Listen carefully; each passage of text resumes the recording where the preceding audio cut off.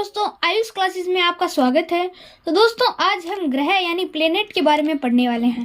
तो दोस्तों, आज हम पढ़ने वाले हैं कि ग्रह कहते किसे हैं, ग्रह की क्या परिभाषा होती है और ग्रह हमारे सौरमंडल में कितनी ग्रह है, आज इसके बारे में हम पढ़ने वाले हैं। तो सबसे पहले ग्रह की परिभाषा को देख लेते हैं। तो ग्रह की परिभाषा है कि ग्रह तारों की ही भांति होते हैं, भांति प्रतीत होते हैं, यानी हमें दिखते हैं। अगर हम रात्रि के समय आकाश में देखेंगे तो हमें बहुत सारे ग्रह भी दिखेंगे और बहुत सारे तारे भी दिखेंगे, परंतु ग्रहों में अपना प्रकाश नहीं होता है। जैसे हमारा पृथ्वी है, शुक्र है, बुध है, मंगल है, इनमें क्या होता है, प्रकाश नहीं होता है। वे केवल अपने ऊपर पड़ने वाले प्रकाश को यानी सूर्य के प्रकाश को परावर्तित करते हैं। ग्रहों तथा तारों में अंतर करने की सरलतम विधि यह है कि जो तारे हैं वह टिमटिमाते हैं, जबकि ग्रह ऐसा नहीं करते हैं। यानी इनमें अंतर करना है तो सरलतम विधि यह है कि जो तारे हैं वह टिमटिमाते हैं, जबकि ग्रह ऐसा नहीं करते हैं। तारों के सापेक्ष यानी तारों के समान सभी ग्रहों की स्थिति भी बदलती रहती है। जैसे हम अगर सुबह के समय में शुक्र ग्रह को देखेंगे तो हमें पूर्व में दिखाई देगा, जबकि साय के समय हम देखेंगे तो वह पश्चिम में दिखाई देगा। इस प्रकार ये अलग अलग स्थिति बदलते रहते हैं। प्रत्येक ग्रह एक निश्चित पथ पर सूर्य की परिक्रमा करता है। इस पथ को क्या कहते हैं, कक्षा कहते हैं। जैसे प्रत्येक ग्रह वह सूर्य की परिक्रमा करता है और वह एक निश्चित पथ पर परिक्रमा करता है, जिस पथ को क्या कहते हैं, कक्षा कहते हैं। इस पथ को कक्षा इसलिए कहते हैं कि अगर इस कक्षा से कोई ग्रह बाहर निकल जाए तो वह ग्रह की श्रेणी में नहीं आएगा। किसी भी ग्रह द्वारा सूर्य की परिक्रमा एक परिक्रमा पूरी करने में उस लगे गए समय को क्या कहते हैं, उसके परिक्रमा काल कहते हैं। जैसे सूर्य की परिक्रमा पृथ्वी 365 दिनों में करती है, तो ये उसका क्या है, परिक्रमण काल है। ग्रहों की सूर्य से दूरी बढ़ने पर उनके परिक्रमण काल में भी वृद्धि होती है। यानी जो ग्रह है उनसे अगर सूर्य की दूरी अधिक बढ़ेगी तो उनके परिक्रमण काल में वृद्धि होगी। जैसे बुध है, वह सूर्य के सबसे नजदीकतम है, तो वह क्या करता है, वह अपने परिक्रमण काल को जल्दी ही समाप्त कर लेता है। जबकि वरुण है, वह सबसे दूर वाला ग्रह है, तो वह अपने परिक्रमण काल को ज़्यादा समय में करेगा। अब है हमारा पहला ग्रह जो कि बुध है। तो बुध ग्रह सूर्य का सबसे निकटतम ग्रह है। हम यह नहीं कह सकते कि यह सबसे अधिक गर्म ग्रह है, क्योंकि इसका कोई अपना वातावरण नहीं है, जिसके कारण इसमें सूर्य का प्रकाश आकर वापस चला जाता है, जिससे यह ज़्यादा गर्म नहीं होता। तो बुध सूर्य का सबसे निकटतम ग्रह है। यह हमारे सौरमंडल का सबसे लघुतम ग्रह यानी सबसे छोटा ग्रह है।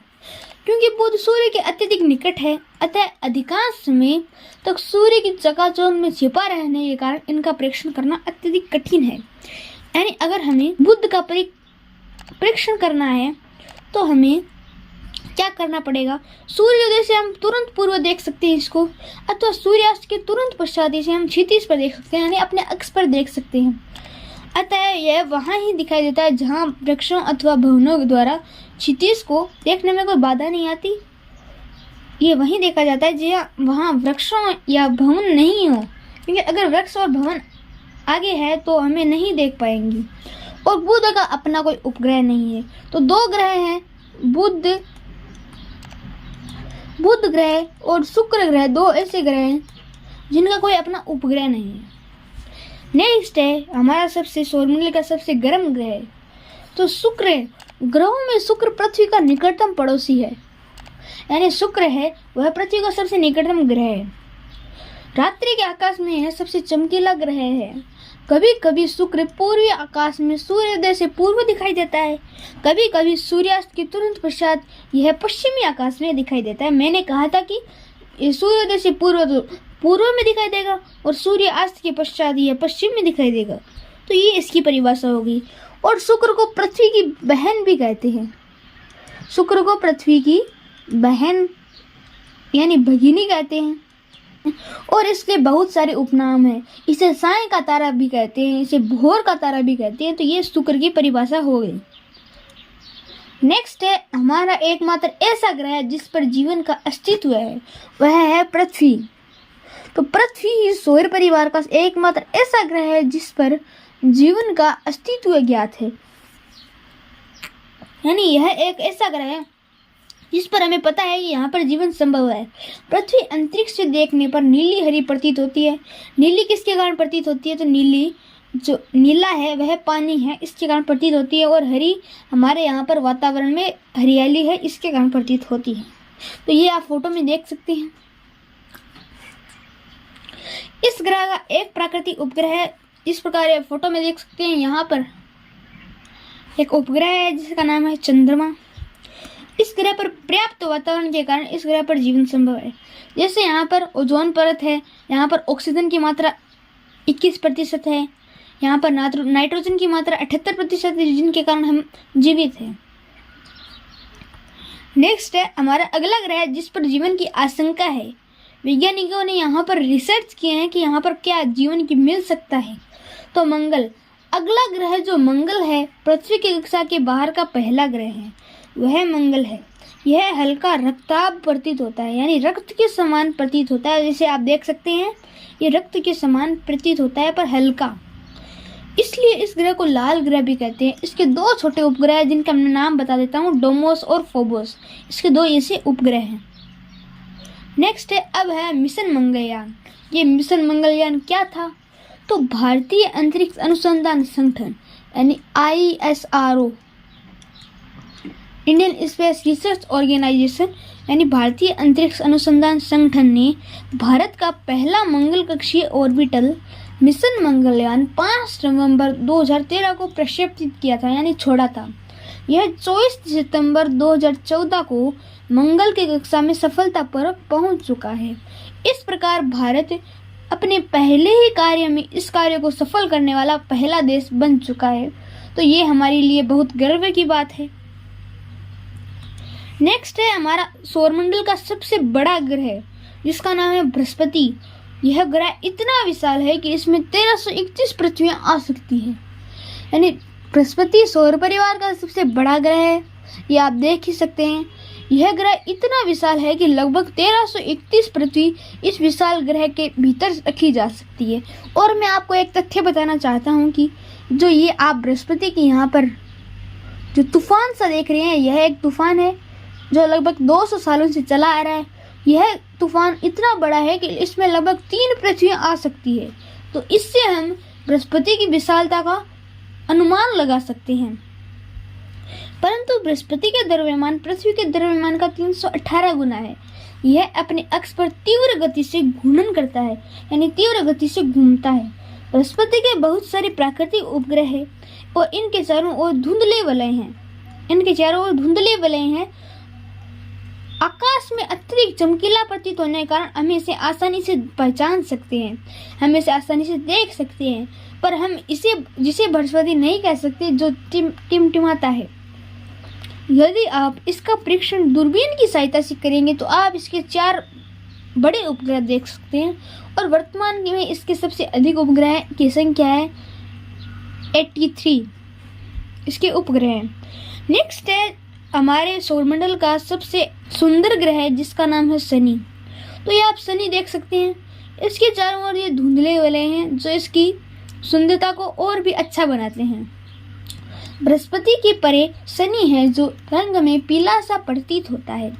इस ग्रह के रमणीय वलय हैं, इस कारण इसे सौर परिवार का अद्वितीय बनाते हैं, जैसे अलग बनाते हैं। यह नंगी आंखों से दिखाई नहीं देते क्योंकि यह बहुत दूर है। आप छोटे दूरदर्शकों की सहायता से इसका प्रेक्षण कर सकते हैं। शनि के बहुत सारे प्राकृतिक उपग्रह हैं। शनि के बारे में एक रोचक बात यह है कि सभी ग्रहों में सबसे कम जगह है। इसका घनत्व जल से भी कम है। अगर हम इस शनि को अगर पानी में रखेंगे तो यह तैरेगा, ये पानी के ऊपर तैरेगा। नेक्स्ट है हमारे सौरमंडल के 2 सबसे बाह्यतम ग्रह जिसका नाम है यूरेनस और नेपच्यून, अरुण तथा वरुण।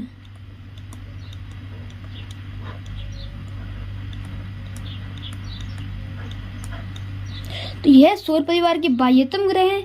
इन्हें केवल बड़े दूरदर्शकों की सहायता से देखा जा सकता है। शुक्र की भांति यूरेनस भी पूर्व से पश्चिम दिशा में घूर्णन करते हैं। तो दोस्तों ये 2 ग्रह हैं, कौन कौन से हैं? अरुण और शुक्र।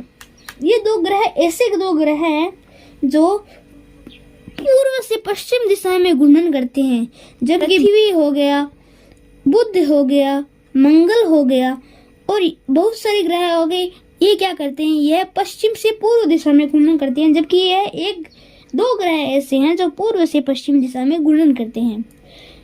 इसकी विशेषता इसका अत्यधिक झुकाव है, जिसके परिणाम स्वरूप यह कक्षीय गति पर लुढ़कता सा प्रतीत होता है। यानी यह जब अपने अक्ष पर घूर्णन करता है तब यह हमें लुढ़कता सा प्रतीत होता है। अब नेक्स्ट है, अब हम पिक्चर ले लेते हैं कि क्या क्या हमने पढ़ा है। यह है हमारा पहला ग्रह है मरकरी यानी बुध, यह दूसरा है वीनस यानी शुक्र, ये है अर्थ, ये है मार्स यानी मंगल, अर्थ यानी Prithvi, Jupiter, Saturn, Uranus and Neptune, और ये प्लूटो है जो अब ग्रह की श्रेणी में नहीं है। इसे 2006 में ग्रह की श्रेणी से बाहर निकाल दिया गया क्योंकि यह वरुण की कक्षा को काटता था और इसे अब बोने ग्रह की श्रेणी में डाल दिया गया है। दोस्तों ये 4 ग्रह हैं, mercury, Venus, earth and Mars. तो ये क्या है, ये आंतरिक ग्रह हैं। ये आंतरिक ग्रह किस कारण है,